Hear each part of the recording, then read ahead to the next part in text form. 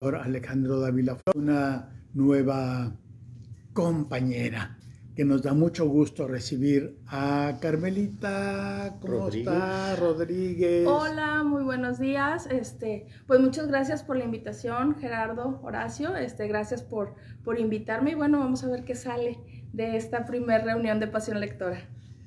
Y mi querido Horacio, muy buenos días. Buenos días. Primero quiero aclarar que la participación de Carmelita, además de ser pues voluntaria y por su amplio gusto por la lectura y los muchos libros que ha leído a lo largo de su vida, es una colaboración de parte de la Infoteca de la Salud. Ella es la titular de la Infoteca de la Salud y nos va a estar acompañando en este esfuerzo por difundir los libros que a nosotros nos han gustado y que consideramos que vale la pena que conozcan, que disfruten. Y aquí estamos. Bien, ¿quién empieza? Horacio, Carmelita, ¿quién le Pues gustaría empiezo empezar? yo para... Mi querido Horacio, por favor, ¿de qué libro nos vas a hablar? Bueno, hoy voy a hablarles de un libro de lujo, vale la pena decirlo así, y que está considerado como la Biblia de la ciencia ficción. Así, de ese tamaño es el libro del que quiero comentarles el día de hoy. Es un libro antiguo, porque de hecho, no tanto como la Biblia, pero los libros de ciencia ficción, algunos de los más importantes, fueron escritos en la primera mitad del siglo pasado, punto y aparte de los que se han venido trabajando posteriormente y en esta nuestra época, pero aquellos fueron los que sentaron las bases de lo que es hoy la ciencia ficción como género y como parte de la literatura, si le queremos borrar lo de los géneros y las secciones y cajones. El libro se llama La última y la primera humanidad.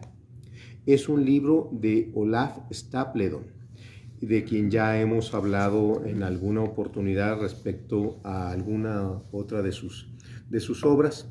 Y es un libro que vale la pena conocer porque de alguna manera, o de más bien de muchas maneras, fija lo que ha sido la ciencia ficción a partir de ese trabajo, porque ha sido reconocido por autores como H.G. Wells, como Asimov, como incluso hay en el libro que tengo y que vamos a subir, viene una referencia a Jorge Luis Borges. Jorge Luis Borges también, él opinó de muchísimos libros, pero opinó de este y no le gustó, porque dice, no tiene un solo diálogo. Y efectivamente es un relato en el cual no hay personajes como tales. El personaje es toda la humanidad. El hecho de que se llame La última y la primera humanidad es porque hace un recorrido desde el momento presente a el estado que va a tener la humanidad dentro de 2000 millones de años. No se fue él por lo chiquito de que el viaje a la luna o la invasión de Marte, por parte de los marcianos como H.G. Wells. No, él habla estrictamente de la humanidad, pero cómo va a ser no en un horizonte de cuando lleguemos a Alpha Centauri o cuando dejemos los confines de la galaxia, si es que alguna vez lo llegamos a hacer, sino 2000 años, 2000 millones de años en el futuro que va a ser la humanidad. Lo que le queda, la mitad de lo que le queda de vida a la Tierra.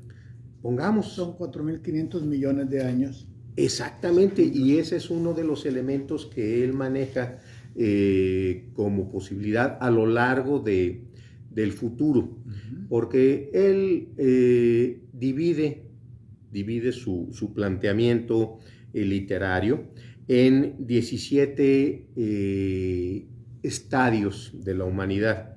La humanidad de plano, por distintas razones, termina extinguiéndose o casi, y resurge.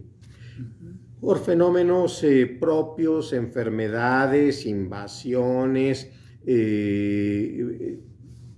caída de meteoritos, etcétera.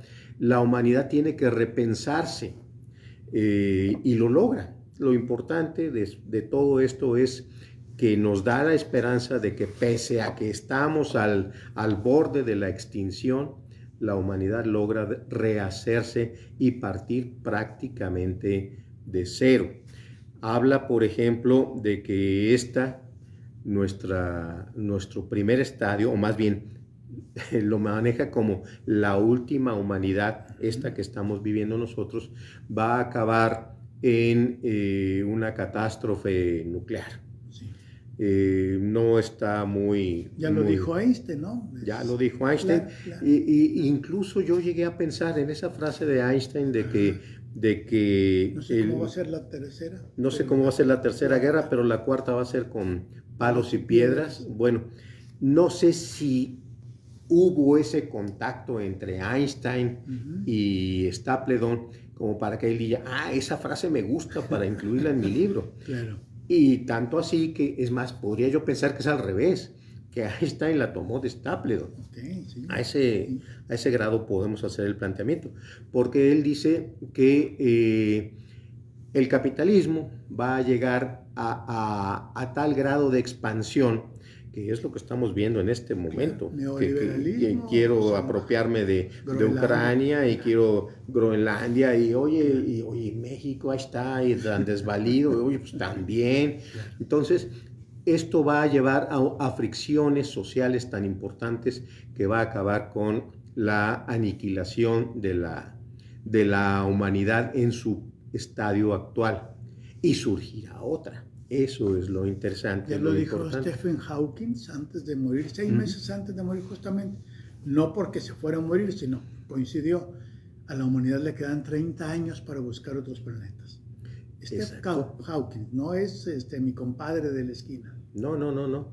Y bueno, ese es lo interesante de la coincidencia de los filósofos y de los científicos y de los analistas sociales, de que estas situaciones son demasiado complejas para resolverse en una mesa de café. Claro.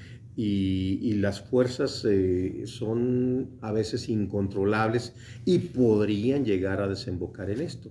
Concretamente, lo que plantea Stapledon es que en algún momento la humanidad tiene que migrar y elige 2 puntos en diferentes estadios. En una de esas migra a Venus. A Venus porque es el planeta más cercano, porque, dirán, Marte está más, sí, pero en Marte hay unos seres que han invadido la Tierra en otro estadio, entonces con Marte no podemos contar.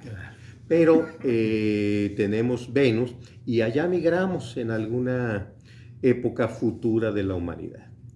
Y nos convertimos en unos seres de luz, casi como dice ahora la cultura popular. La cultura pop más bien, nos convertimos en seres de luz porque simplemente estamos demasiado cerca del Sol y en una atmósfera demasiado poco densa, entonces empezamos a perder peso y perder densidad, entonces la humanidad es diferente de como es en la actualidad.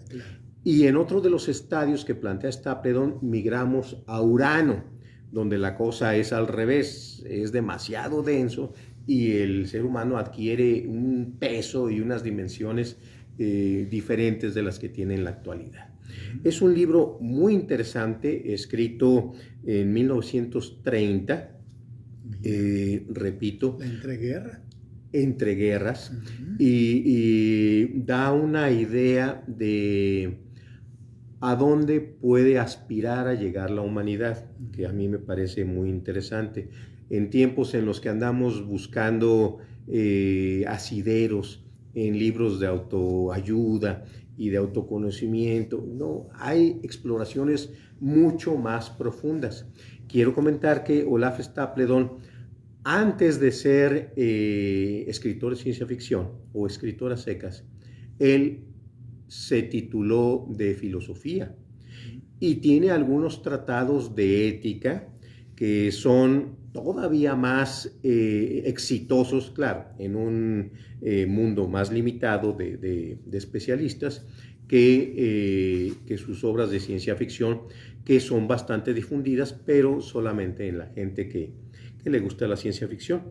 Entonces, para quien quiera tener una visión interesante, global, fuera de los planteamientos religiosos y de entelequias cósmicas, hay que leer a Stapledon. Esta obra, que se llama La última y la primera humanidad, y su secuela, que se llama Hacedor de estrellas, son obligadas. Casi de esas que... ¿Qué libro te llevarías a una isla desierta? ¿O qué libro tienes que leer antes de morir? Claro. Hay que leer a Stapledon porque nos abre una visión del universo que a la vez que es muy dramática, también nos tranquiliza, porque somos parte de un universo contra el cual no podemos hacer gran cosa, Claro. pero también nos contempla como parte integrante. ¿Qué nacionalidad es, Horacio? Es inglés. Inglés. Estoy pensando en 1930 que en Europa se dio el desarrollo del surrealismo, el dadaísmo, naif, todo esto justamente después de la masacre de la Primera Guerra Mundial, el origen del existencialismo. Pudiera ser una novela, voy a decir una tontera, de ciencia ficción existencialista. Yo creo que sí. Yo creo que sí. Me llamó la atención porque yo leí desde muy joven Hacedor de estrellas, una novela que Borges también la de haber criticado por exactamente lo mismo. Es una narrativa de un solo, de corridito, en este caso Hacedor de estrellas habla de un Dios que crea un universo y crea el universo él o ella para aprender.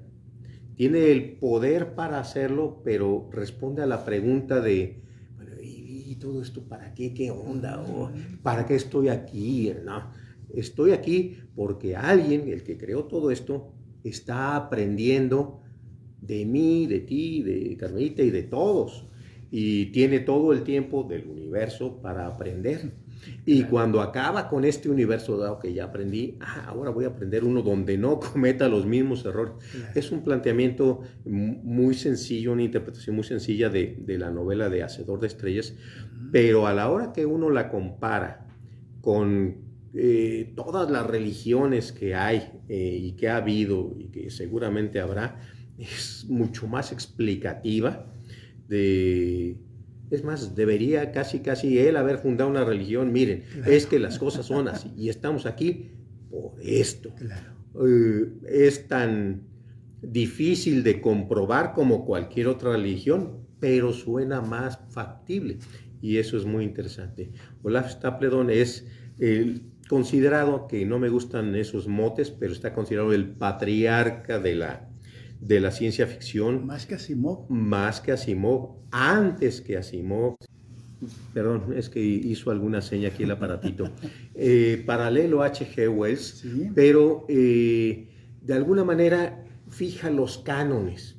De aquí, así es como yo lo veo, y a ver ustedes qué plantean. Y entonces ya en ese gran esquema de las cosas, pues el viaje a la Luna y el viaje a Marte y los primeros viajes interestelares se convierten en unos meros referentes dentro de este gran esquema. Claro, supongo que es la adolescencia de Arthur C. Clarke, ¿no? En 1930. Sí. Clarke sí. estaría jovencito todavía, ¿no? Claro. Leyendo seguramente esta. Incluso, bueno, ya que lo mencionas y recomiéndome un poquito de su tiempo, Arthur C. Clarke tiene un cuento que se llama Los 9,000 millones de nombres de Dios, un cuento excelente en el cual también da una explicación muy simple en 20 paginitas de para qué estamos aquí, y en el cuento dice que estamos aquí, la humanidad, para escribir los 9,000 millones de nombres de Dios. En inglés es The 9 Billion Names, o sea, los 9 billones de nombres, pero aquí lo contabilizamos diferente.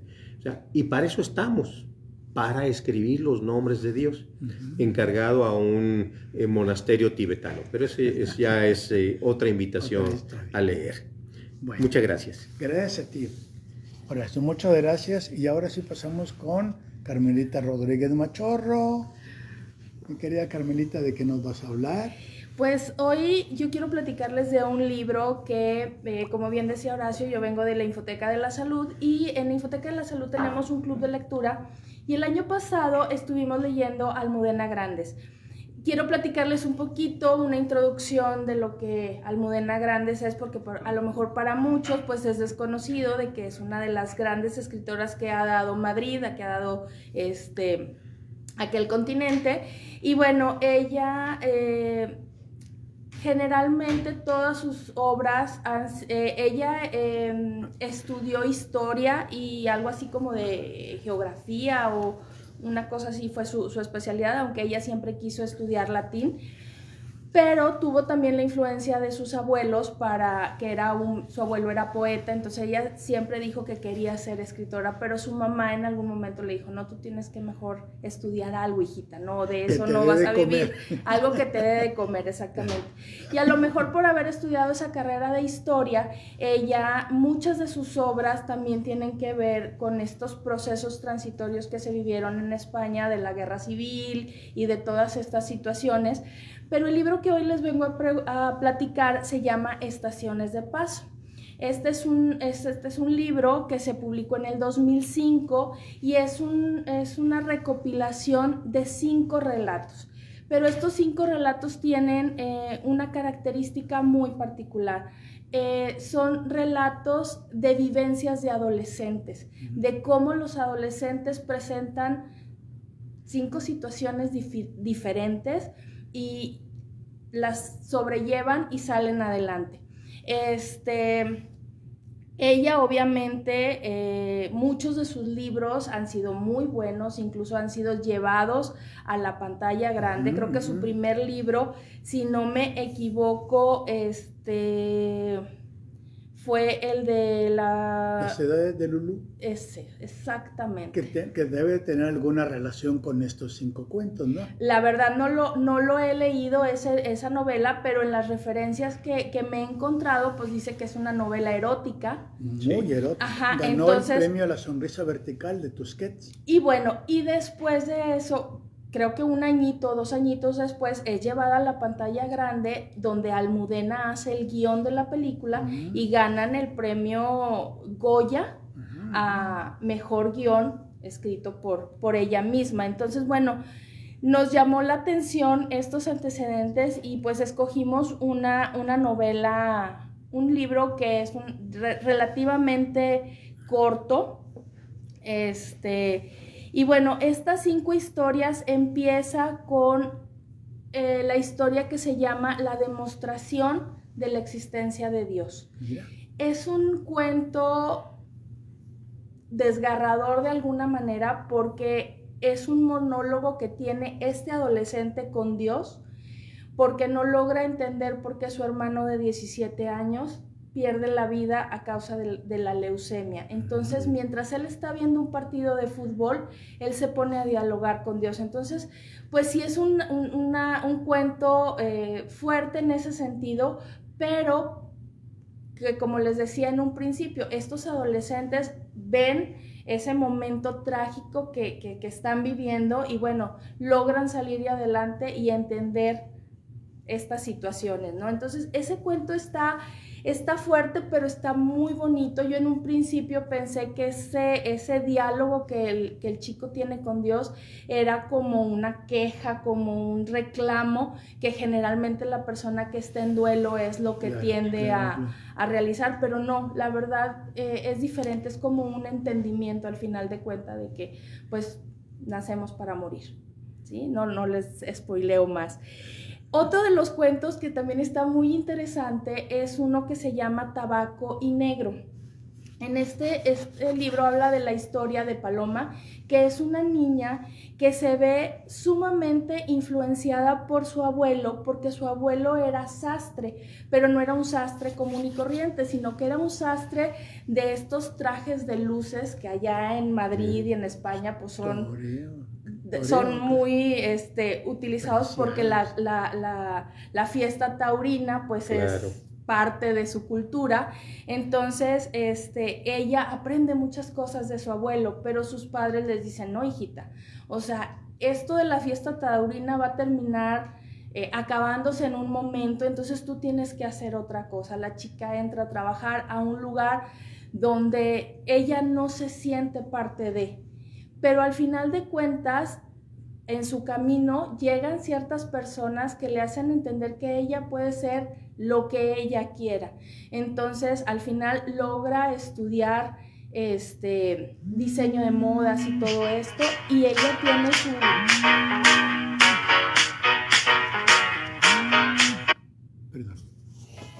Tiene su ¿cómo se llama? Logra salir adelante y seguir con esta actividad del diseño de trajes. Y bueno, Tabaco y Negro, pues ya descubrirán cuando lo lean porque es ese título, ¿no? Que tiene mucho que ver con la confección, los colores y el diseño de los trajes de los toreros. Otra de las novelas, de los cuentos que vienen en esta novela es el Capitán de la Fila India, que esta es la narración de cómo una familia, en este caso el adolescente de esa familia en particular, toma los recuerdos de la casa de su abuelo porque él ya muere, entonces pues tienen que dejar su casa, y ahí se empiezan a encontrar también con una serie de situaciones que les hacen rememorar y recordar pues lo que era su infancia, la de sus padres, la vida que tuvo sus abuelos y todo esto. Entonces, esta es una historia también como conmovedora, ¿no? Que también de alguna u otra manera representa esta parte del duelo. Ahí está. Y bueno, otro cuento, otro relato que se presenta aquí es el de Receta de Verano. Y esta novela, este cuentito lo protagoniza Maite, que vive en su adolescencia una situación muy crítica porque su padre era mecánico, les iba muy bien, era una familia típica que vive en condiciones muy favorables, digamos. Tiene un accidente, queda parapléjico, entonces entre ella y su madre, porque ella es la hija mayor, pues se tienen que hacer cargo de toda la dinámica familiar, ¿no? Desde la manutención hasta el cuidado de los hermanos, etc. Entonces, tanto la madre como la hija están como ansiosas de buscar como una solución a ese agobio que se les presenta cuando el padre tiene un accidente. Entonces, la madre, entre que busca que su hija madure también, le pone como consigna que ella va a estar lista, ella va a ser una adolescente madura cuando logre cocinar una receta en particular. Y obviamente en ese proceso hay muchas fallas en esa receta, pero también se enfrenta a esa transición que hay en un adolescente de la niñez a la madurez y del el enamoramiento que se presenta con una persona mayor que ella. Entonces, cuando ella logra hacer esa receta, cuando logra por fin que el platillo salga como debe de ser, ella piensa que esa es la solución para todos sus problemas. Claro. Y todo. Entonces, por ahí no les platico más para que... El mito de la Bella Durmiente, supongo. Pues algo así pudiera ser. Claro, el beso del amor te lleva a la vida. Pues sí, pero aquí era una receta. Sí. Y esa receta ella buscaba incluso hasta que su padre se recuperara, y pues ahí la verdad, claro, era una situación... Lean el cuento, era compleja. Y bueno, en el último relato se llama Mozart, Brahms y Corelli, y trata de un adolescente también que se llama Tomás, que es violinista, pero es un violinista que está como muy acomplejado. Según se describe en este relato, es un niño que tiene como sobrepeso, que no es aceptado por su comunidad, pero que tiene un acercamiento como un prostíbulo. Entonces, Nancy, que es esta chica de la vida galante, de esa casa de campo donde ellos a escondidas, a hurtadillas iban a verlos, pues se conocen y entre ambos hacen como derribar todas estas barreras y estos complejos que ambos tenían para salir adelante. Entonces, la música y la perseverancia que tenía este chavito por ser el mejor violinista, porque fuera escuchado y no fuera juzgado por su físico y todo eso, pues hacen también de un cuento o un relato sumamente interesante. Mozart, Braham y Corelli. Ese es el último relato de esta novela de Almudena Grandes, Estaciones de Paso. Muy bien. Muchas gracias. Gracias. Carmelita, muchas gracias. Muchas gracias. Debo decir que no nos ponemos de acuerdo nosotros. Y siempre es una feliz coincidencia abordar temas semejantes. Yo voy a hablar de novelas de migración, específicamente de una. Y empiezo. La civilización entera se encuentra asentada en la migración. Durante 100.000 años, desde que los primeros sapiens salieron de África hasta los primeros asentamientos de comunidades agrícolas en el actual Medio Oriente, hará unos 10.000 años, los humanos fuimos de un lugar a otro en pos de mejores frutos, mejores casas, climas benignos. Permanecer en un mismo sitio, agrandar la bandada, descendencia tras descendencia, solo aseguraría la autoaniquilación de la especie. Por lo tanto, el movimiento es un acto de sobrevivencia. Así, desde que nos erguimos sobre dos extremidades, nuestro organismo se declaró máquina perfecta para la locomoción. Estamos optimizados evolutivamente para caminar largas distancias con el menor desgaste posible de energía, al menos 75% menos de la energía requerida por un chimpancé para cubrir la misma distancia. De ahí que para asentarse en comunidades agrícolas sin moverse, estarse quietecitos y llevar esta quietud al extremo, esto produjo una más de las silenciosas epidemias contemporáneas. Me refiero al sedentarismo. El sedentarismo causa entre 3.2 y 5.3 millones de muertes anuales a nivel mundial actualmente, de acuerdo con la Organización Mundial de la Salud. ¿Qué significa este 3.2 a 5.3 millones de personas? Significa que anualmente muere el 6% de la población en causas asociadas al sedentarismo. Esto lo dice la Organización Mundial de la Salud. La Organización Mundial de la Salud considera el sedentarismo como una pandemia olvidada. Dicho en otras palabras, el humano es una especie en movimiento.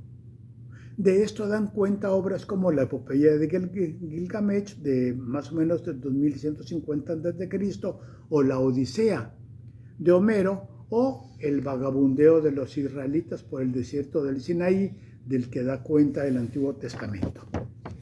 Después, y a lo largo de la